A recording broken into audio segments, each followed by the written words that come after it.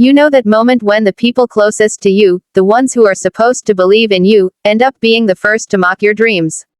That happened to me, right in the middle of Thanksgiving dinner.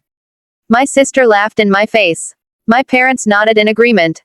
And as they dismissed me like I was some clueless child, I just sat there, smiling quietly, with one little secret that none of them knew. By the next morning, their smug laughter turned into stunned silence. But before I get to that delicious moment, let me take you back to the start. If you've ever had someone underestimate you, if you've ever felt the sting of being laughed at for following your passion, you're going to feel this one deep in your bones. And if you love seeing justice served in the most satisfying way possible, make sure you hit that like button, subscribe, and buckle up, because this story is going to be good. So, here's what really happened. Thanksgiving at our house was always a mix of food, awkward small talk, and the occasional family drama. My sister, let's call her Amanda, had always been the golden child. Stable career, perfect house, perfect husband, the kind of person who looked at life like it was a checklist, and she had ticked off every single box. My parents adored her for it.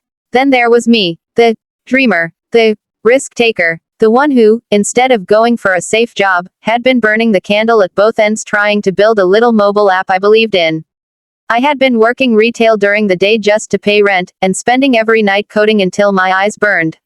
Sleep deprived, broke, and running on takeout and energy drinks, but determined. Now, Amanda never missed a chance to remind me how irresponsible I was. And my parents, they didn't say much, but the silence said it all. Their faces always carried that mix of pity and disappointment. That night at dinner, Amanda leaned across the table and asked casually, "So, how's your little app going?"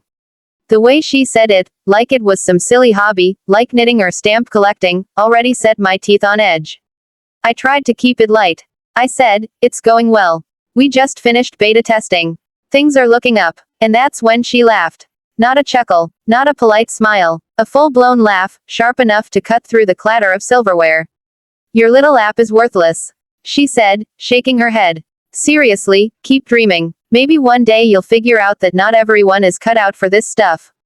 Just stick to your retail job, okay?" I froze. My chest tightened, and I felt my ears burning. My parents didn't defend me. They didn't tell her to stop. They nodded in agreement. My dad even muttered, "She's right. Stability is important. You can't waste your life chasing nonsense." At that moment, I wanted to scream. To slam my fists on the table. To tell them all how wrong they were. But instead, I just smiled faintly, stared at my plate, and said, "Sure. You're all right." What they didn't know was that while Amanda was laughing, my phone buzzed in my pocket. It was a message I'd been waiting for, a message that would change everything. I didn't react. I didn't need to. Because I knew tomorrow morning would tell them everything they needed to know. That night, I barely slept. Not because I was upset, though I was, but because I couldn't stop thinking about the email. It was official. My app had just been accepted into the App Store and Google Play Store. Not only that, but we had secured a major partnership deal that guaranteed us massive exposure on launch day. Months of rejection, coding marathons, and doubts were about to pay off. The next morning, I came downstairs to the smell of coffee and the usual post-holiday quiet. Amanda and my parents were sitting around the kitchen table, scrolling on their phones. That's when it happened. Amanda's eyes went wide. "Wait, is this?" she whispered. She turned her phone toward my parents. There it was, my app. Featured on the front page of the App Store under, new and noteworthy. Bright banner. Download button. Rave reviews already pouring in from early users. My mom gasped. My dad's jaw literally dropped. Amanda just stared at me, speechless, the same mouth that had mocked me the night before now hanging open in disbelief. I sipped my coffee and said casually, "Oh, that. Yeah, it launched this morning. Now here's where it gets better." Within a week, the app had gone viral. Downloads skyrocketed. Investors started calling. And suddenly, my parents couldn't stop bragging about me to their friends.